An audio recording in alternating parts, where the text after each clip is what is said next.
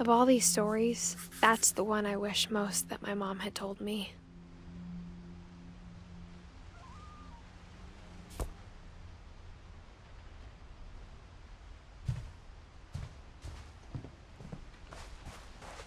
Instead of hiding from death, Sam seemed to go out of his way to meet it.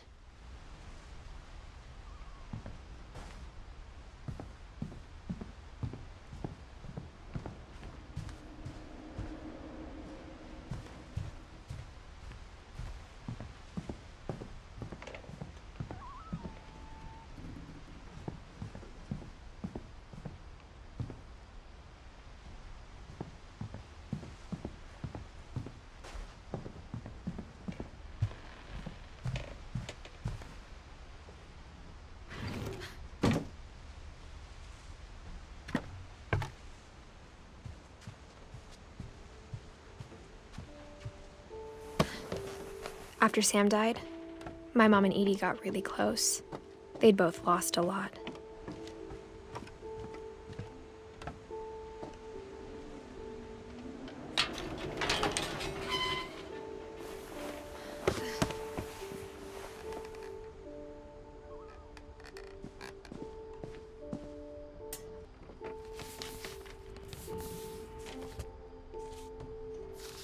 Dear Kay, do you remember the way Gregory used to laugh when he thought he was alone? Like something funny was happening, but only he could see it.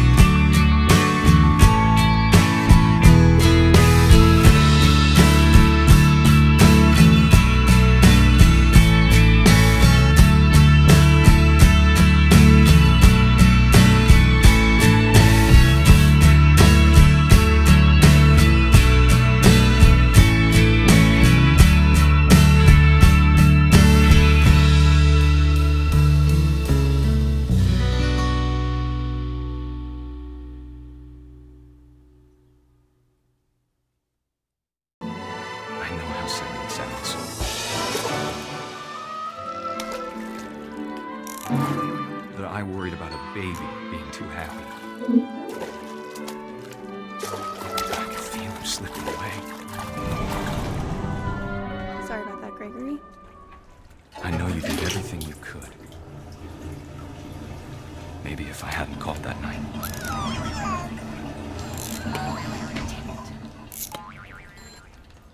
Hold on, I don't want Gregory to hear this.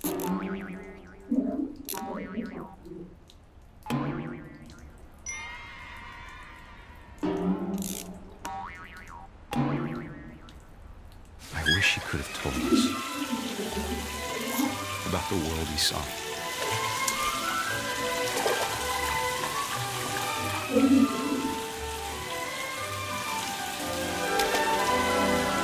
There's so much I don't understand about Gregory, about everything.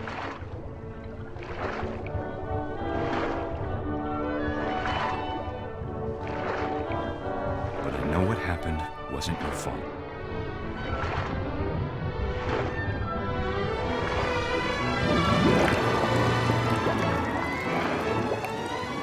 I'm sure he's happy. And he'd want you to be happy too. Good luck, Kay. Love, Sam.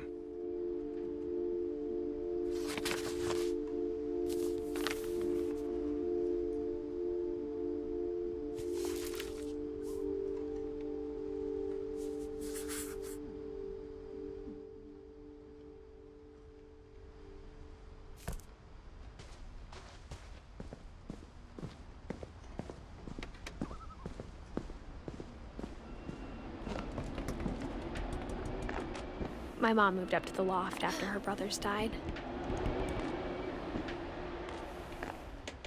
At the time, it was as far away as she could get.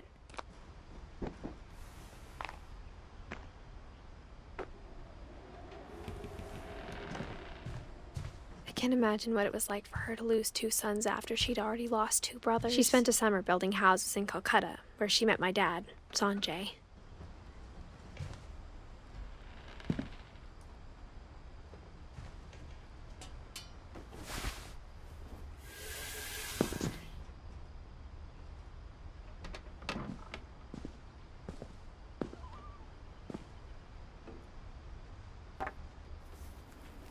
A poem for Gus, who always said the wedding was a bad idea. Our father never hit us kids, at least not very hard, before the day my brother said with teenage disregard that he'd be dead before he'd see a wedding in our yard.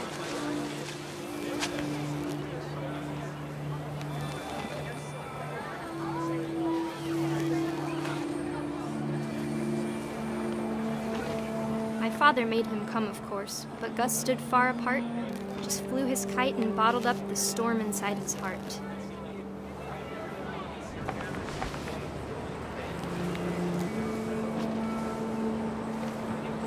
I tried to talk him out of it, but though he'd never met her, "We don't need a stepmom," were the words that I now pronounce you husband and wife. You may kiss the bride.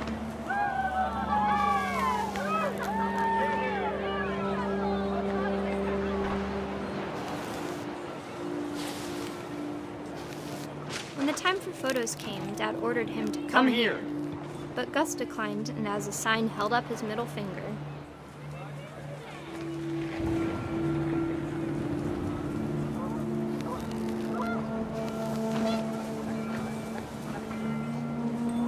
The wind picked up, and panicked geese appeared and quickly went. But all the humans did that day was go inside the tent.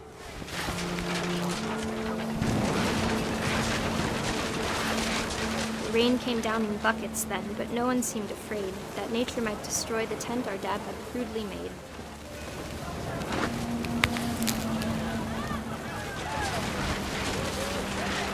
The thunder sounded much too close and full of angry power. But all my father said to this was, "Make the music louder."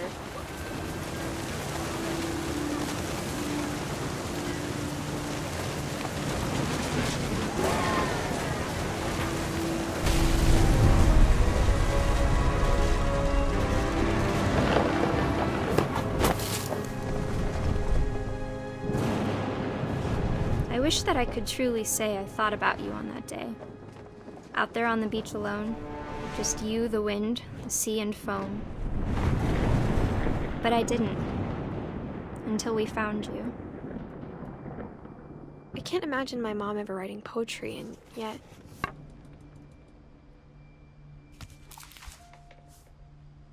She never talked about him, but Mom told me once if I was a boy, they were going to name me Gus.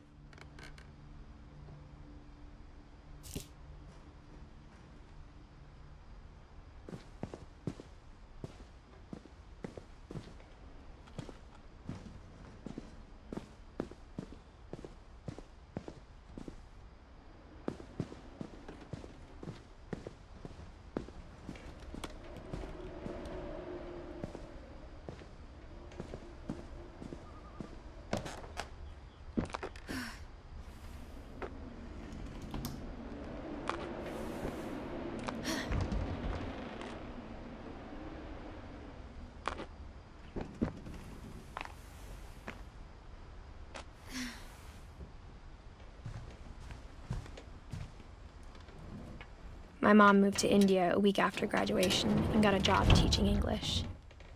Lewis was born a year later.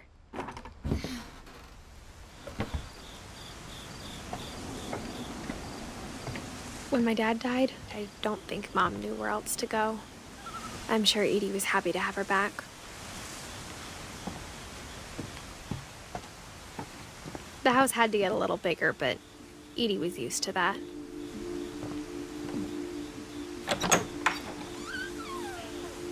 And for a while, things were good. Almost normal. But it didn't last. The beginning of the end was Milton's 10th birthday, when Edie gave him a castle.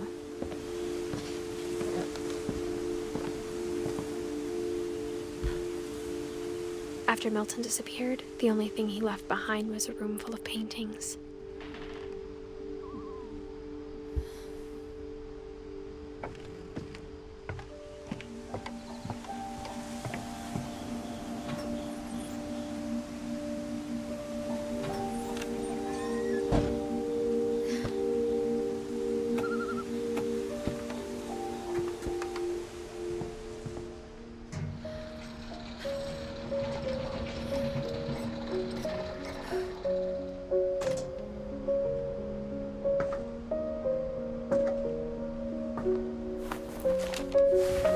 Milton Finch in The Magic Paintbrush.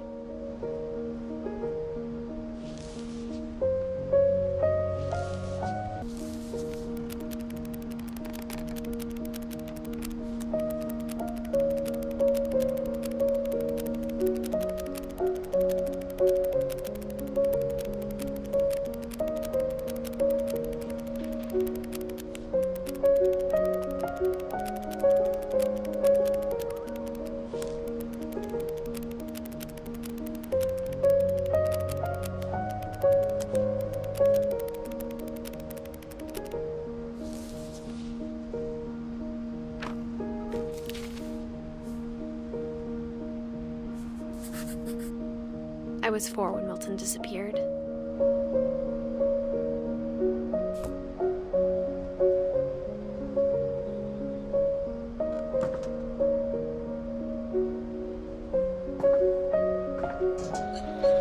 Mom spent months searching for my brother.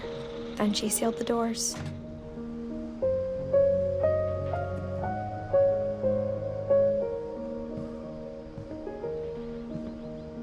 Whatever Milton had found in the house, Mom didn't want it getting out.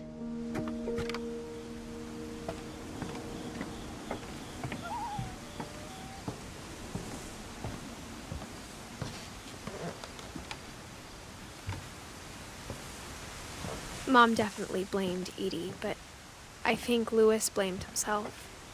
After he graduated, he just spent more and more time in his room, until Mom got him a job at the cannery.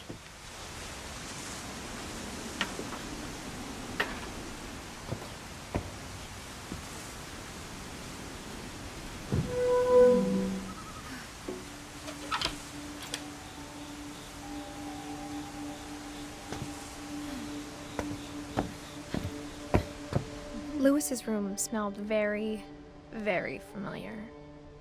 That part of him lived on.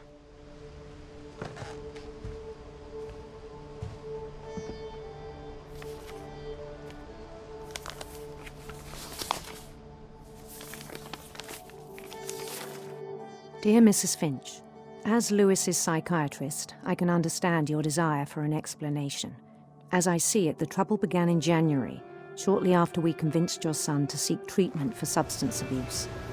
Newly sober, I believe Lewis first noticed the monotony of his daily life.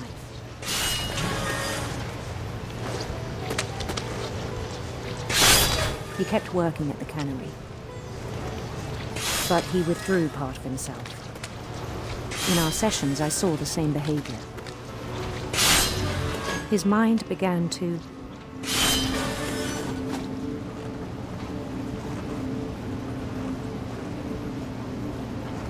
wander.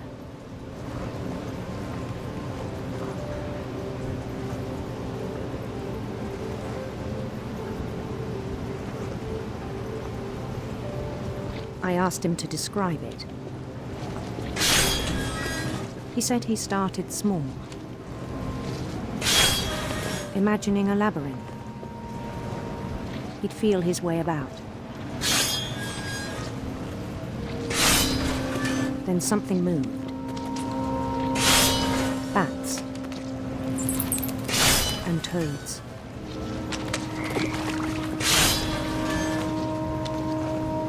And things that have not names. He knew it was all in his head. But he took it very seriously. I had hoped he'd find himself.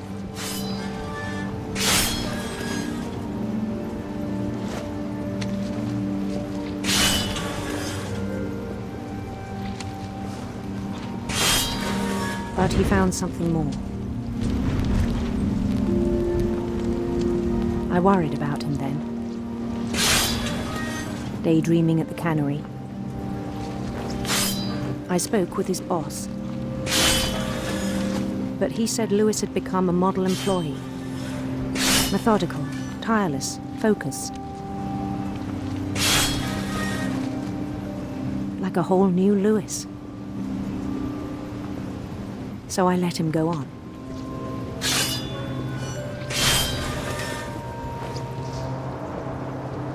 I even encouraged him. It seemed very promising at first. He told me he'd made a new friend.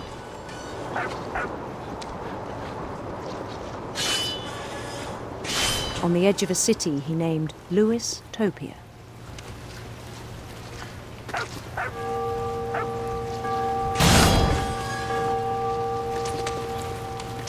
He built the city up slowly, brick by brick. Then he made musicians.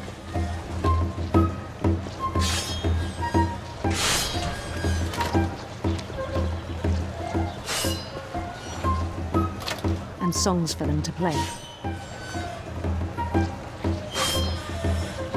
He talked about starting a band. And he was always humming something. Every day his imagination grew stronger.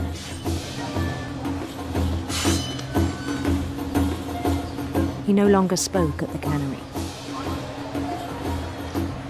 But his chopping was as reliable as ever. Then one day it struck him. At all the cheering crowds, even the stones under his feet, were all in his imagination. So he could do whatever he wished.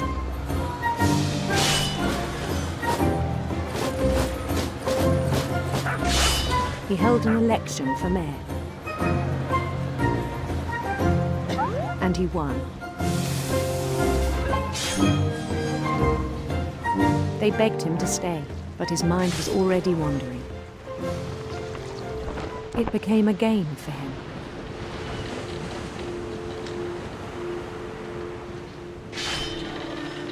He'd conquer a city, then immediately push on. New Louisville.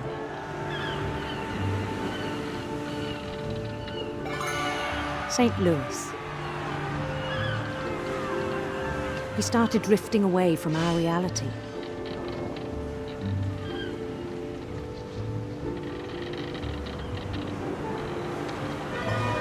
Minneapolis, until one day he forgot to go home from the cannery.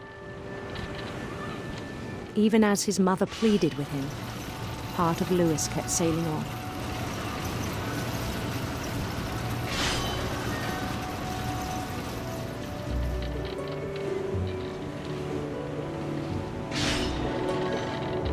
In Lewisburg, he heard rumors of a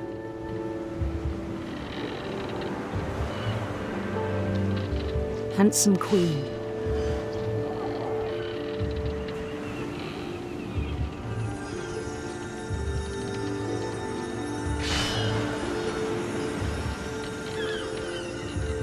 The queen was on her own quest for sinister serpents.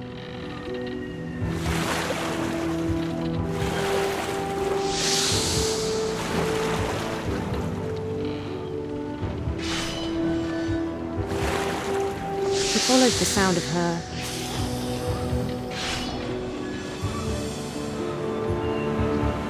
silver harp.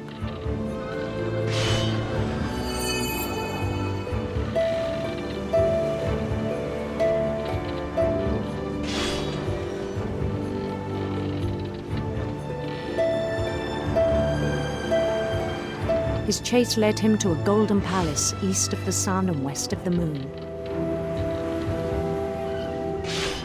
Even then, his logic remained sound.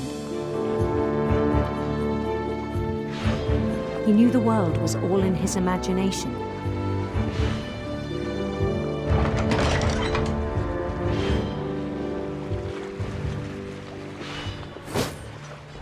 But he was so proud of having created it.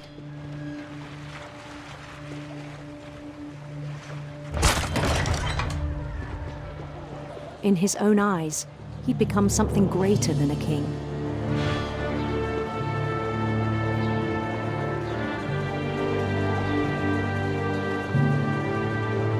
For someone who'd never known success in the real world, I think it was overwhelming.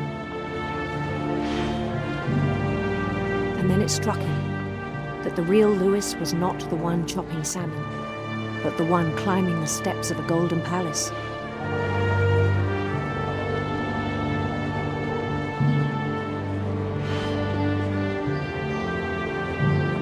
My imagination is as real as my body, he told me.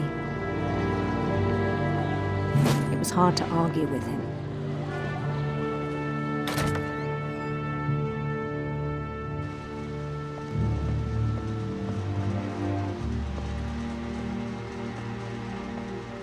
He began to forget the world we know.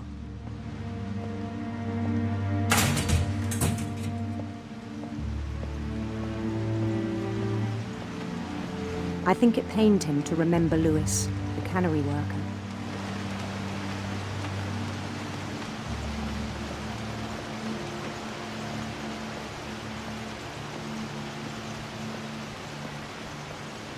He began to despise the man with a royal contempt.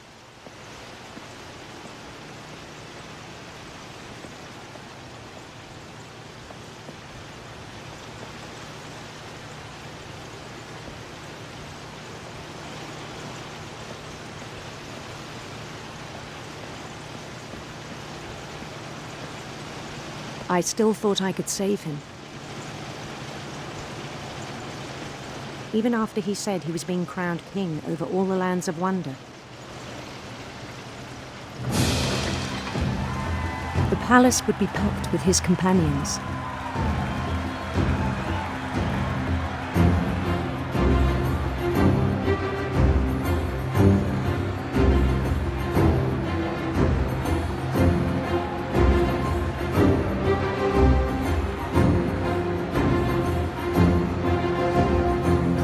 Including the wise Calico who'd insisted on advising him.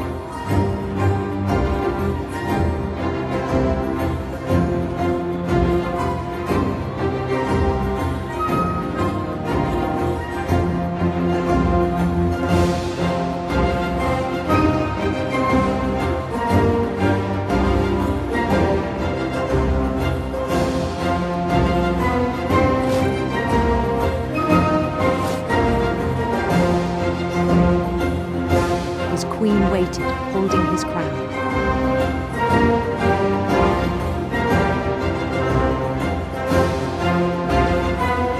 There was only one thing left to do.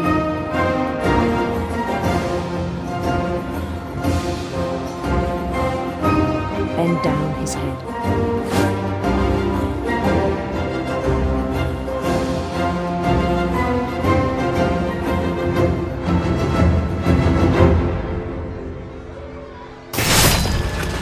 I think you know. Mrs. Finch, your son was a kind man who will be missed by all of us who knew him.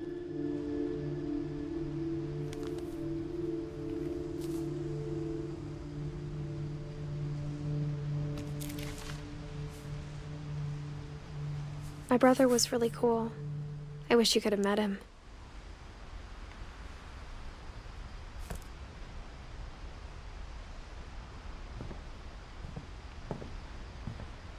Louis and I spend a lot of time playing games together, but he was surprisingly bad at them.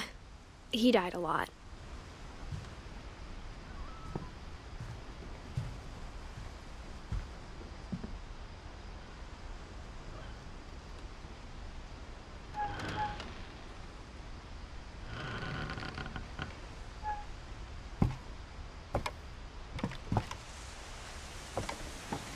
On the way back from Louis's funeral, my mom told me to start packing. She waited until the day before we left to tell Edie. I'm not sure if she wanted to make it easier or harder.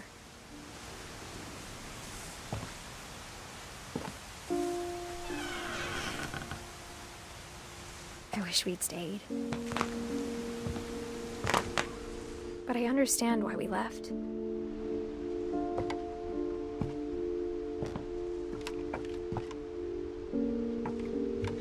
What happened that night had been coming for a long time. Maybe it should have come sooner.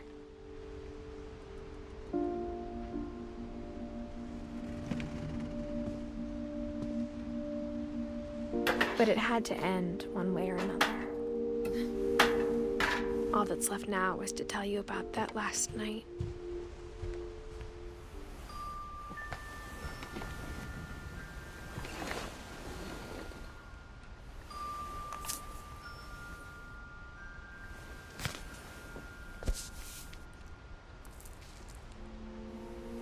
That whole last day, Edie just watched us pack and didn't say a word.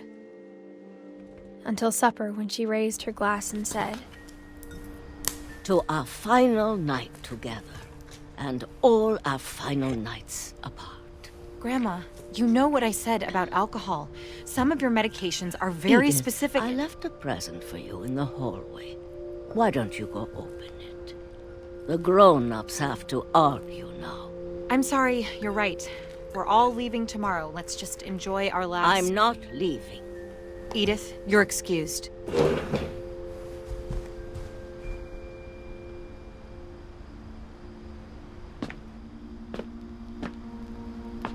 The power had been shut off that morning, but Edie always had plenty of candles.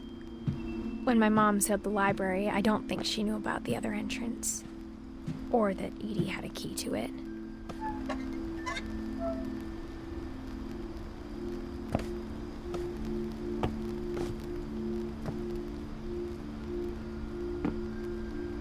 That thing you're afraid of isn't going to end when you leave the house.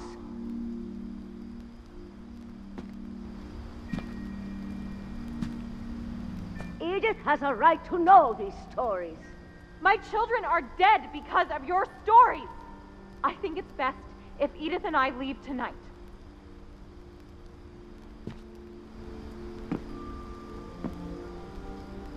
We'll have the nursing home send a van for you in the morning, okay?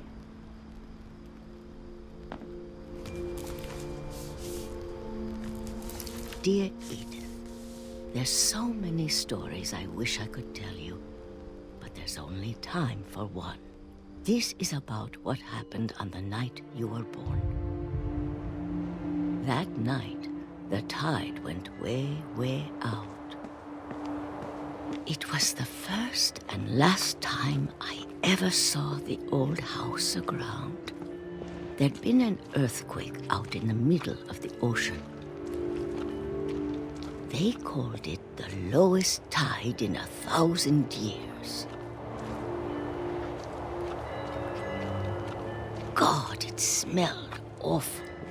You know, I've seen that house every day of my life.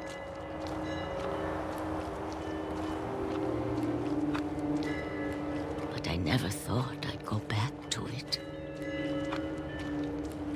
When the fog rolled in, I lost my way.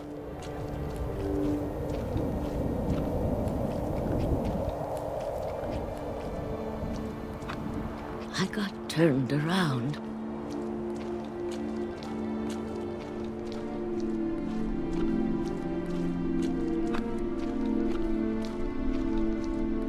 For a while, I wandered.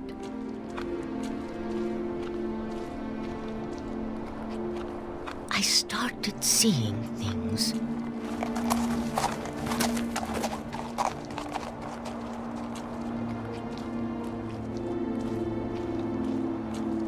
Things I'd forgotten had ever existed.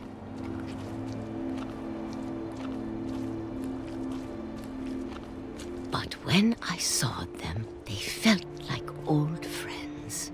That night, a lot of things came back to me. Or maybe I came back to them.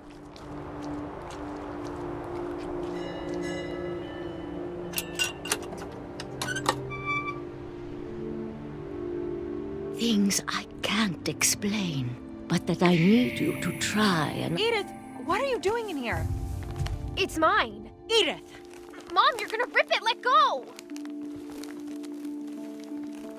I kicked and screamed, but Mom dragged me to the car. I never saw Great-Grandma Edie again.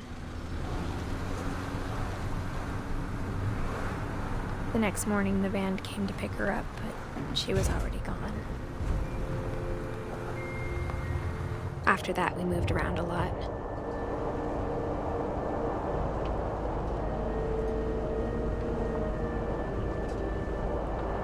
We both tried to make the best of it.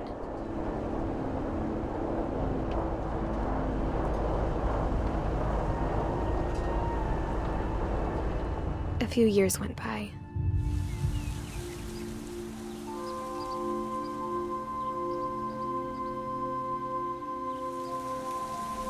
My mom didn't like to talk about it, but she started getting sick a lot. The rest happened pretty quickly.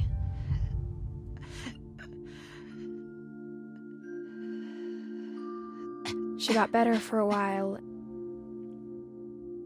and then she didn't. And then I was alone. The last Finch left alive.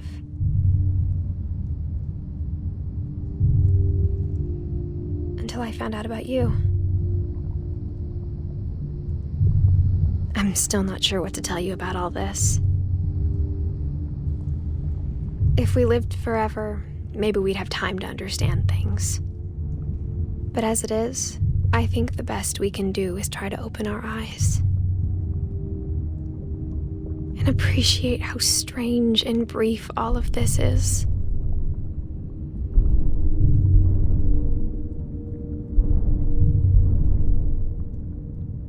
This journal was supposed to be for you. But now I hope you'll never see it.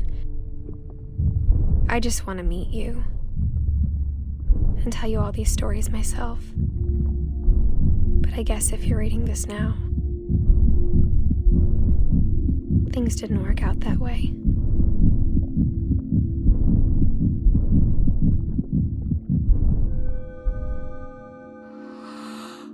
This is where your story begins.